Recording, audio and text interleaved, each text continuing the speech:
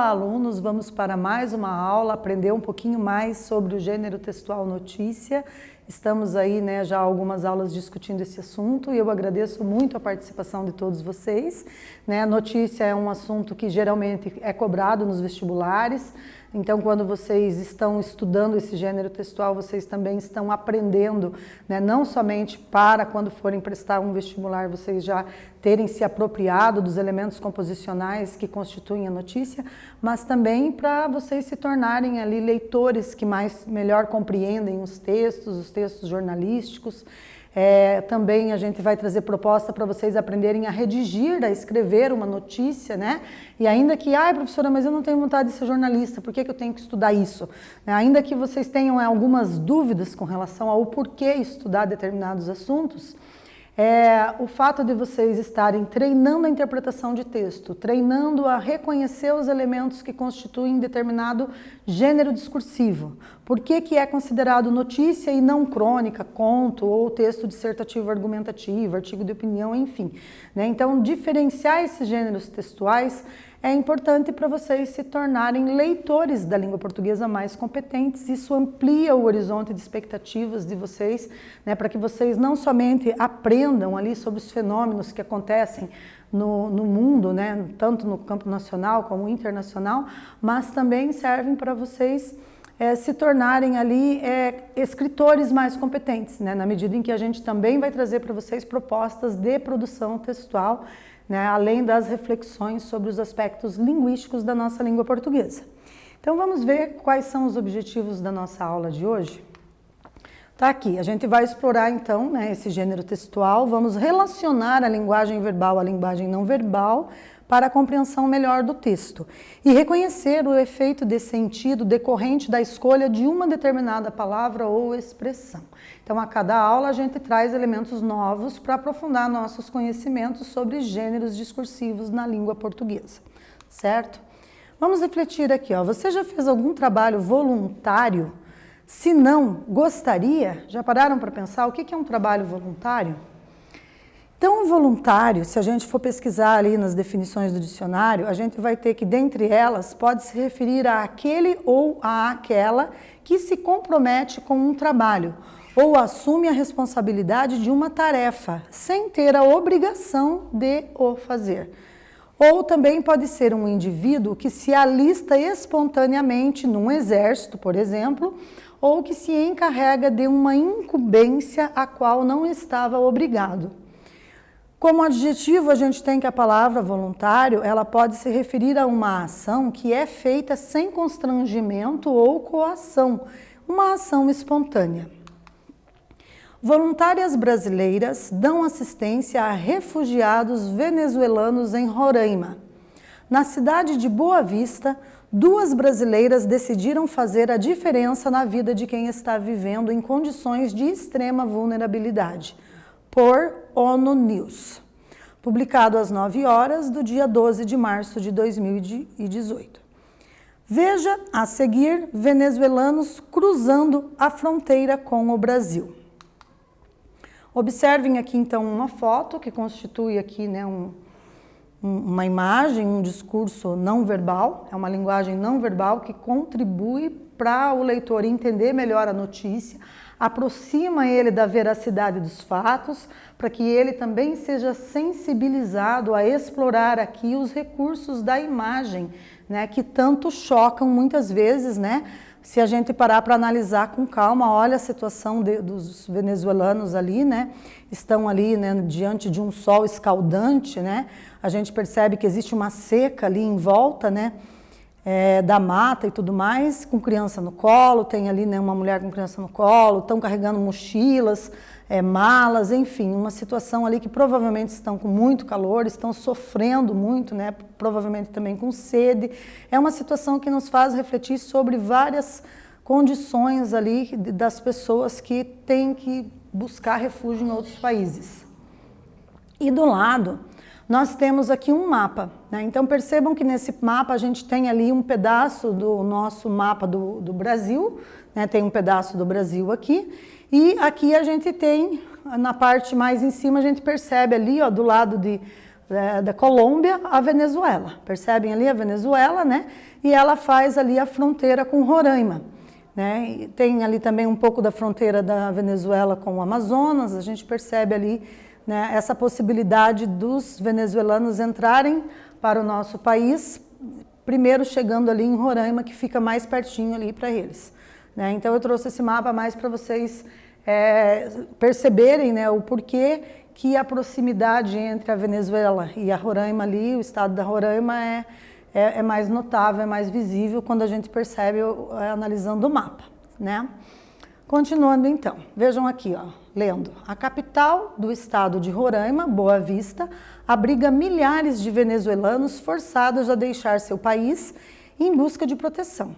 Nesse contexto, 2 brasileiras decidiram fazer a diferença na vida dessas pessoas, que vivem em condições de extrema vulnerabilidade. Basta observar a movimentação na Praça Simón Bolívar, onde centenas de pessoas estão acampadas e recebem alimentos e doações arrecadados por elas. Aqui a gente tem mais uma foto, né, a imagem aqui que constitui a linguagem não verbal. E embaixo está escrito Ana Lucila Franco, ao lado de uma das famílias venezuelanas que estão vivendo em situação de rua em Boa Vista, capital de Roraima. Né, uma foto feita pelo Acnur, de Reinerson Damasceno. Tem aqui, né, os créditos ao fotógrafo que fez essa foto para constituir a notícia que estamos analisando. A advogada Ana Lucila Franco, de 56 anos, e a médica Eugênia Moura, de 60, vivem na cidade e realizam trabalhos sociais desde que eram adolescentes. Já ajudaram indígenas, haitianos e outras populações vulneráveis que passaram pela capital de Roraima. Quando começou a aumentar o fluxo de venezuelanos no estado, no final de 2015, elas decidiram que era hora de voltar sua solidariedade para essas pessoas e iniciaram o movimento SOS Hermanos. Atualmente, as doações são entregues 2 ou 3 vezes por semana na Praça Simón Bolívar.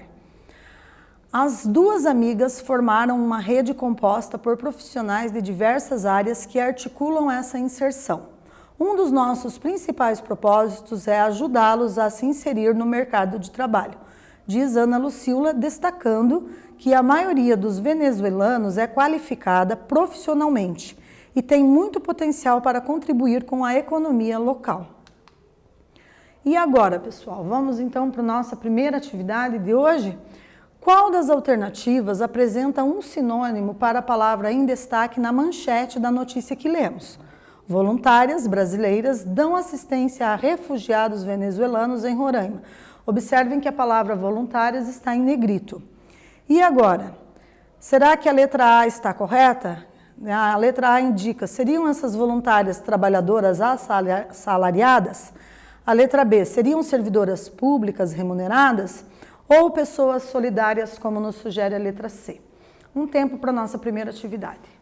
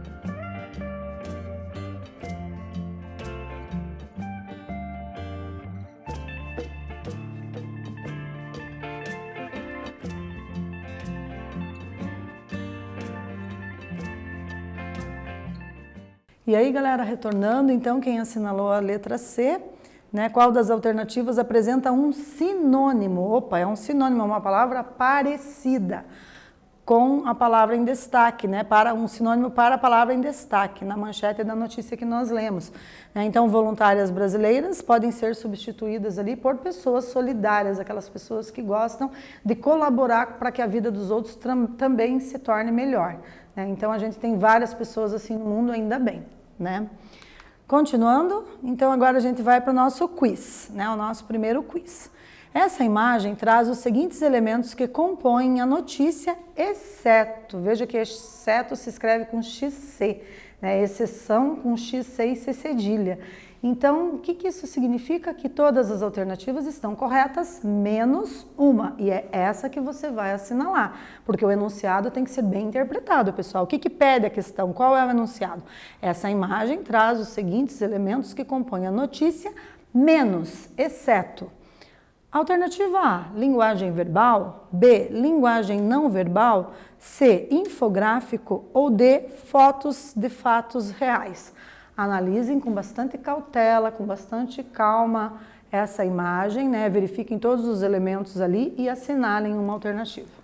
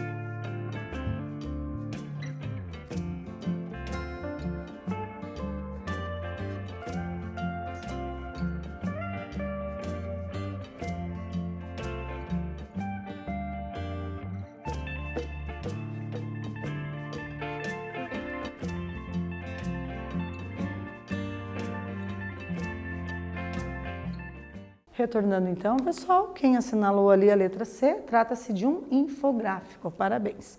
Né? A gente tem ali que o infográfico é a resposta que condiz com o enunciado, né? Porque o que diz ali? Que todas as alternativas estão corretas, porém, uma está errada, né? Uma não é característica aqui dessa imagem que constitui ali a linguagem não verbal, né? Nós temos a linguagem verbal presente ali no momento em que, na legenda, né, embaixo ali está escrito Ana Lucila Franco, opa, não é nem uma legenda, né, é uma frase toda explicando o que está acontecendo nessa imagem. Então a gente tem Ana Lucila Franco ao lado de uma das famílias venezuelanas, né, e por aí vai, que constitui a linguagem verbal. Né? É uma foto de fatos reais, então qual que é a exceção? Infográfico, então não se trata de um infográfico. Essa é a resposta para essa questão aqui.